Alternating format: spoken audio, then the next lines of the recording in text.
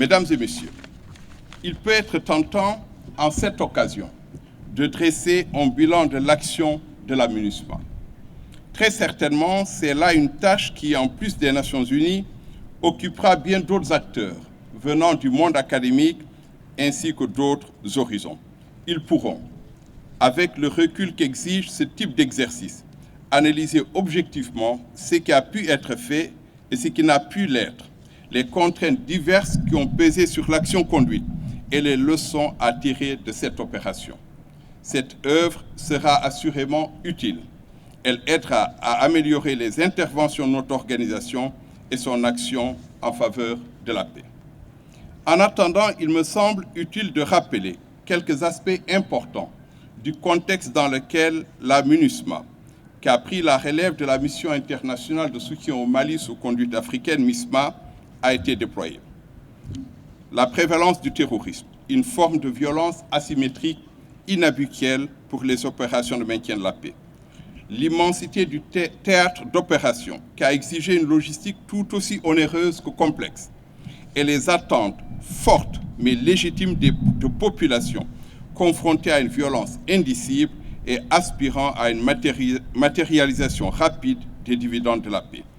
À cela, il convient d'ajouter la fragilité des processus politiques que la mission était mandatée d'appuyer et qui sont essentiels à la stabilisation durable de la situation sécuritaire et à l'enracinement de la réconciliation.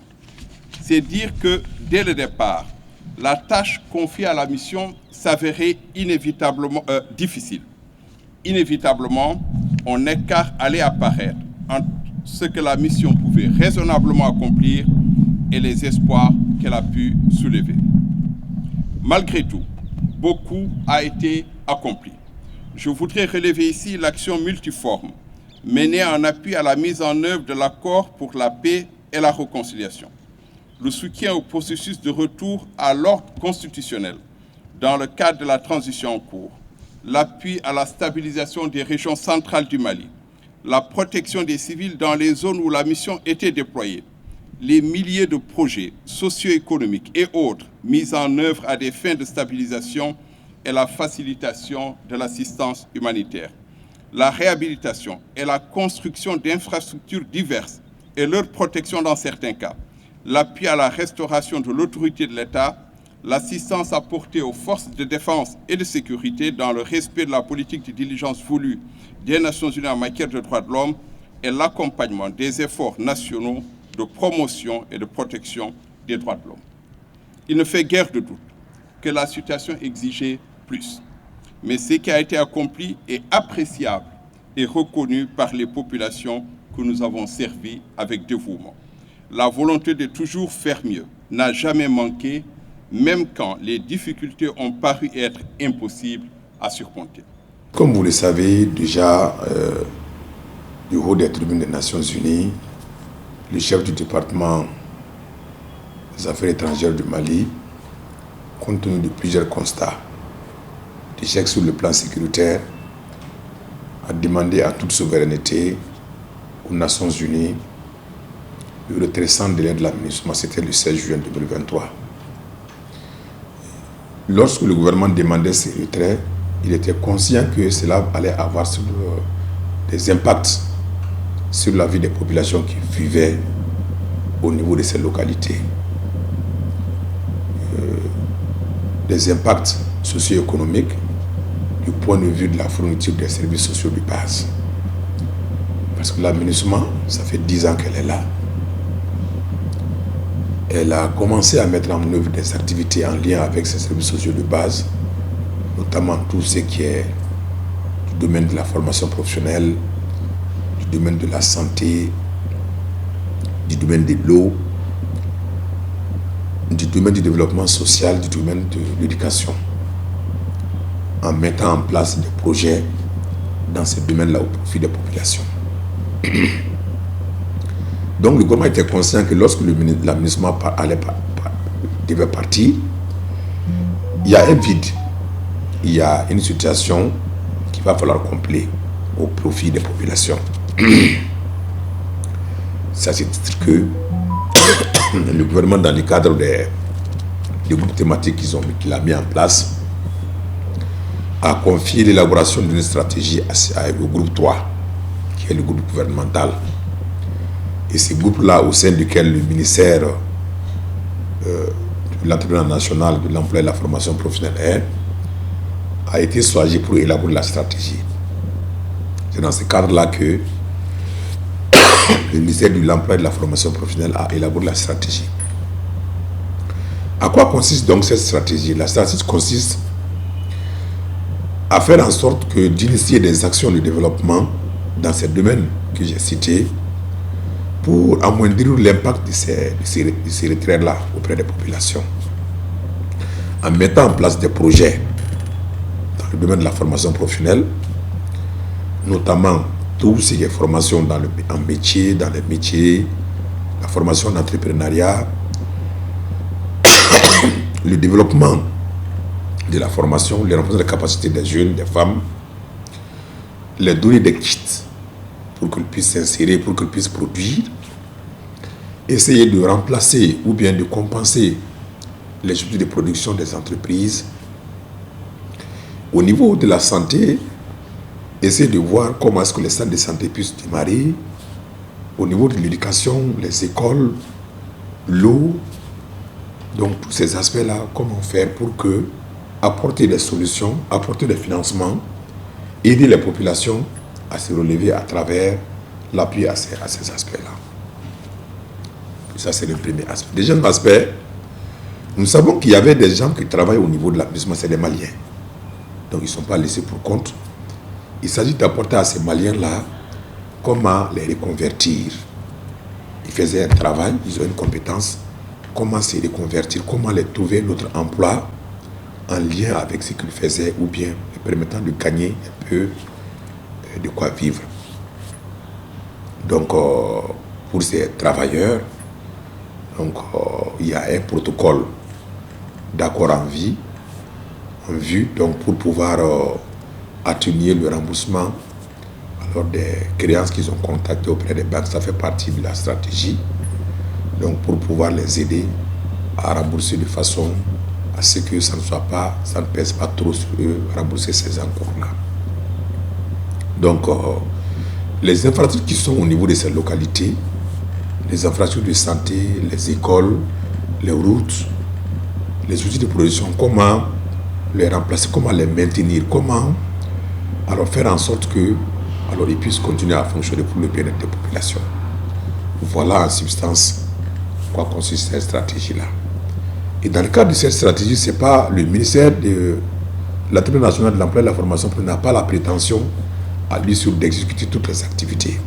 Ces activités, ils reviennent au département ministériel qui ont des attributions dans ce sens et qui c'est un ensemble, puisque le processus d'élaboration a été participatif et inclusif, faire en sorte que l'ensemble des acteurs puissent jouer sa partition afin que nos compatriotes qui sont concernés par ce retrait-là au niveau des zones ressentent moins les coûts de ce retrait-là. Voilà vraiment en substance en quoi consiste alors cette stratégie. La stratégie est assortie d'un plan d'action triennal. Donc, au bout de 3 ans, essayer de mettre en œuvre des activités qui vont concourir un peu aux populations de se relever, aux populations d'avoir des emplois, de l'auto-emploi, des capacités pour s'auto-employer, les former en entrepreneur pour qu'ils puissent prendre des initiatives pour développer leur entreprise.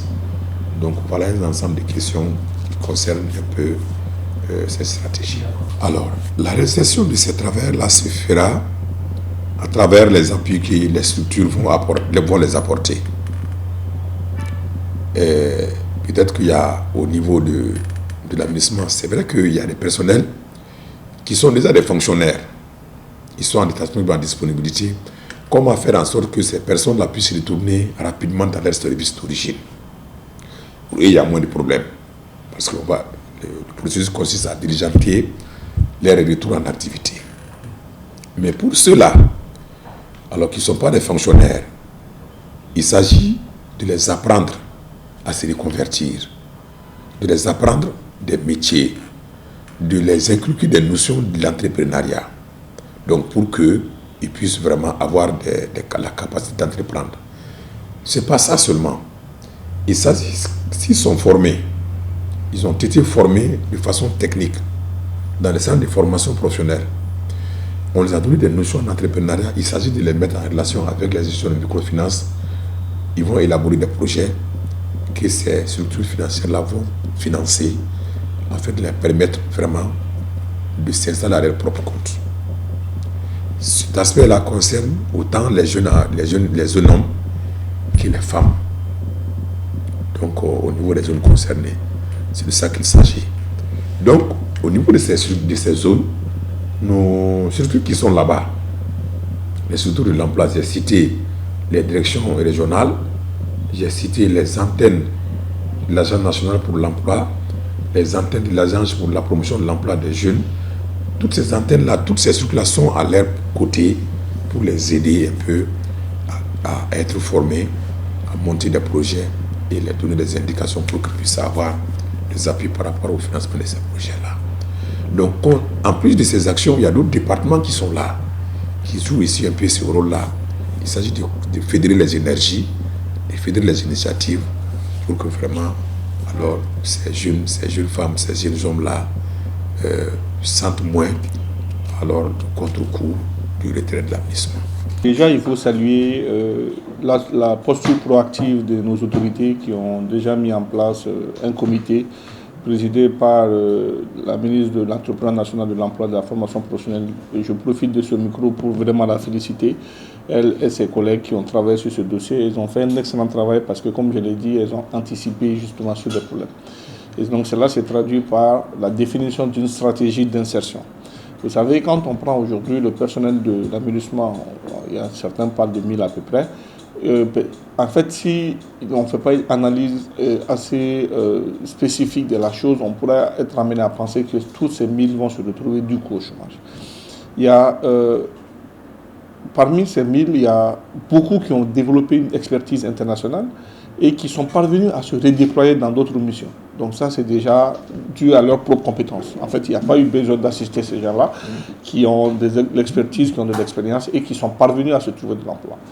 Ensuite, il y a d'autres qui aussi peuvent intégrer le concours, les différents concours que l'État aujourd'hui est amené à organiser. Il y en a certains qui pourraient être dans la force de défense de la sécurité, il y a d'autres qui vont peut-être se présenter au concours de la magistrature, des huissiers de justice, etc., etc. Donc, en fait, à ce niveau également, je ne me fais pas de soucis dans la mesure où, justement, beaucoup d'entre eux ont cette compétence, ont cette expertise-là.